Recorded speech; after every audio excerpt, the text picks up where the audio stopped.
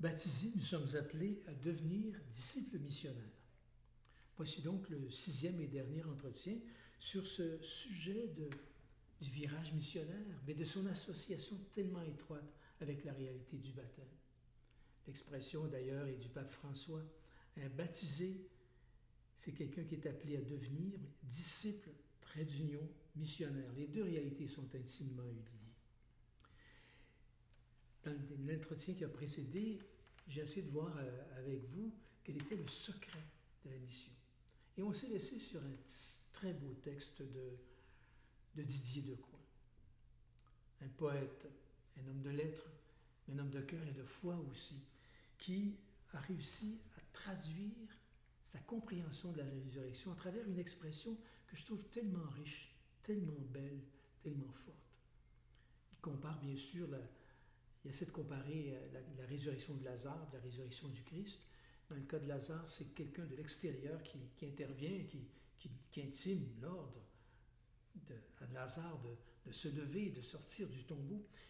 Il dit, dans le cas de Jésus, non. Ça jaillit de l'intérieur. Et il a cette phrase tellement belle. C'est la mort qui meurt de l'envahissement de la vie. La mort qui meurt de l'envahissement de la vie. Des mots tout simples, mais qui à leur façon rendent compte aussi en même temps d'une réalité qui nous échappe. C'est important de se redire qu'on des preuves de la résurrection, on n'en a pas, si ce n'est que ce tombeau ouvert. Mais en fait, la seule preuve que l'on a de la résurrection, c'est précisément la communauté des commencements. De cette mort qui meurt de l'envahissement de la vie finalement qui est plus forte. Il n'y a pas d'autre preuve que la communauté des commencements qui vit du Christ, de lui et par lui, d'une vie nouvelle, qui a grandi comme l'arbre issu du grain de sénévé.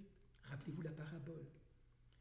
Si bien que la meilleure preuve aujourd'hui encore, si pauvre soit-elle, ce sont les chrétiens eux-mêmes, issus de cette communauté des commencements. Et ces chrétiennes issus de la communauté des commencements, ce sont les baptisés d'aujourd'hui. C'est nous, c'est vous, c'est moi qui suis baptisé depuis les 2 jours qui ont suivi ma naissance. Or, ça pose toute une question, une grande question, et un baptisé dans tout cela. Et un baptisé qui est bien conscient de la vie nouvelle qui l'habite depuis son baptême. Rappelez-vous que j'ai évoqué dans les tout premiers entretiens un extrait d'une lettre de Saint Paul qu'il écrivait aux chrétiens de Rome. Il leur disait « Ignorez-vous que nous tous, baptisés en Jésus-Christ, c'est dans sa mort que nous avons été baptisés. Par le baptême en sa mort, nous avons donc été ensevelis avec lui, afin que, comme le Christ est ressuscité des morts, pour la gloire du Père, nous menions aussi une vie nouvelle. » Je me permets de vous rappeler que ce texte si important est proclamé à l'occasion de la Vigile pascale. Et quand vous l'entendrez après le chant du Gloria, vous pouvez vous dire « Ouvre bien tes oreilles, ne rate pas ce que tu vas entendre. » Et si vous avez la chance d'être lecteur ou lectrice, dites-vous « Je vais faire un effort tout spécial pour ne pas en rater la proclamation. » C'est un texte majeur. C'est un texte majeur qui, au fond, nous invite à faire le joint. Un texte majeur qui nous permet de faire la jonction entre 2 réalités. Ignorez-vous que nous tous, baptisés en Jésus-Christ, c'est dans sa mort que nous avons été baptisés.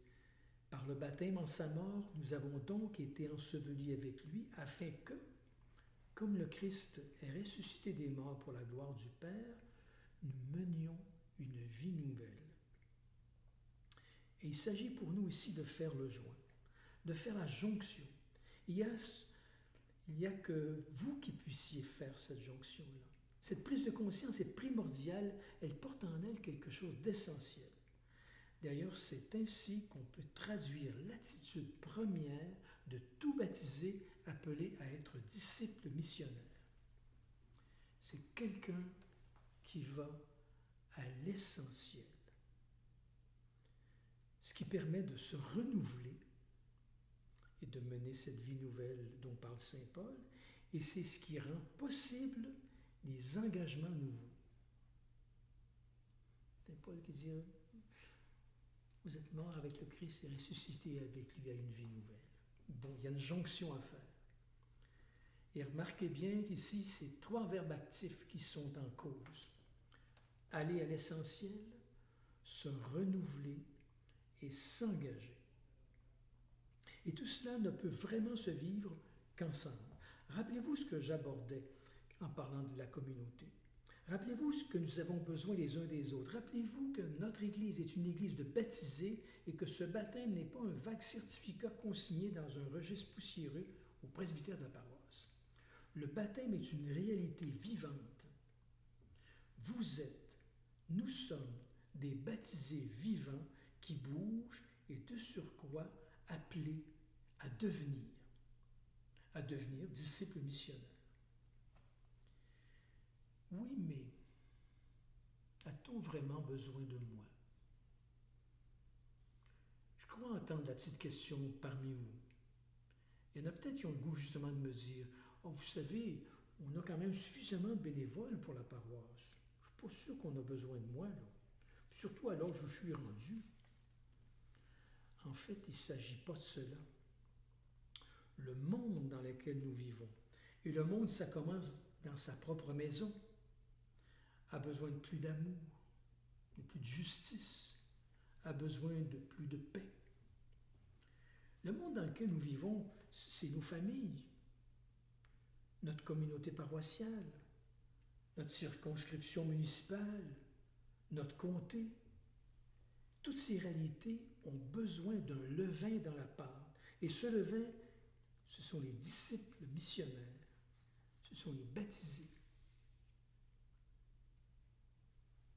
La religion, dans ce qu'elle a de meilleur, lorsqu'elle résiste à la séduction des vérités simplistes, nous ramène impérieusement aux grandes questions qui nous concernent tous comme personnes humaines.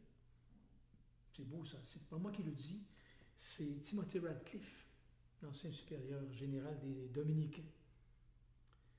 Et ça, c'est tellement important, particulièrement à se redire dans un contexte où il y a toujours un petit vent d'anticléricalisme, où on se moque à qui mieux de la religion, de la foi, etc. Il faut dire que de temps en temps, des fois, notre discours laisse un peu, ouvre la porte largement à ce genre d'humour, ou bon, voilà.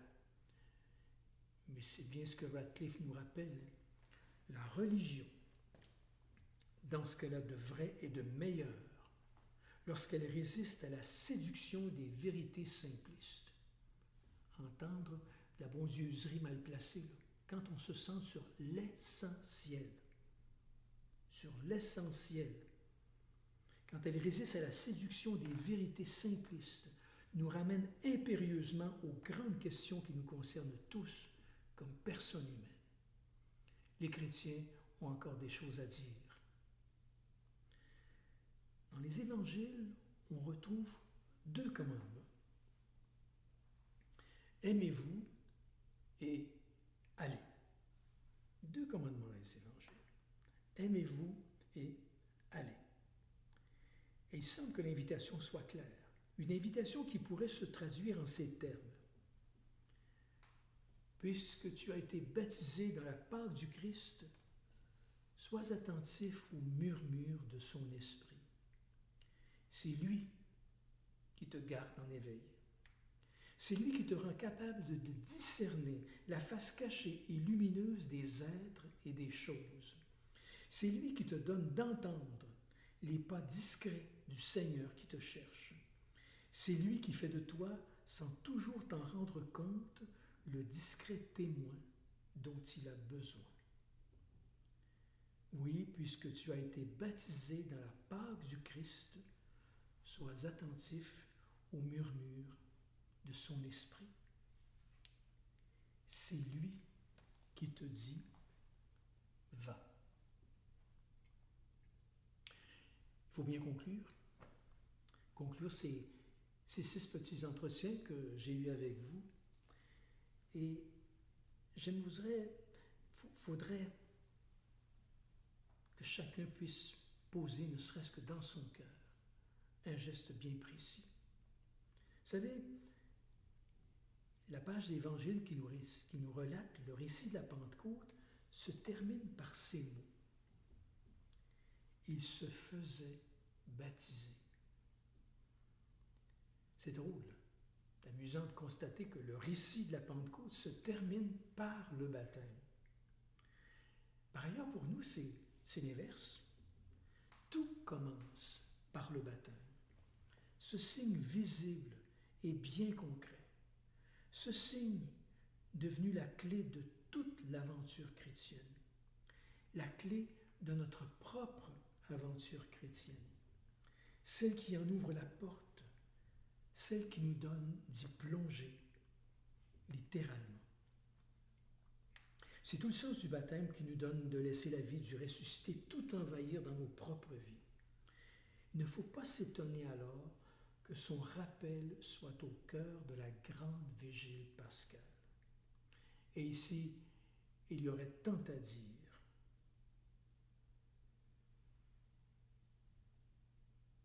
Le baptême est premier pour nous. Le récit de la Pentecôte se termine sur le baptême, alors que notre aventure chrétienne commence par le baptême.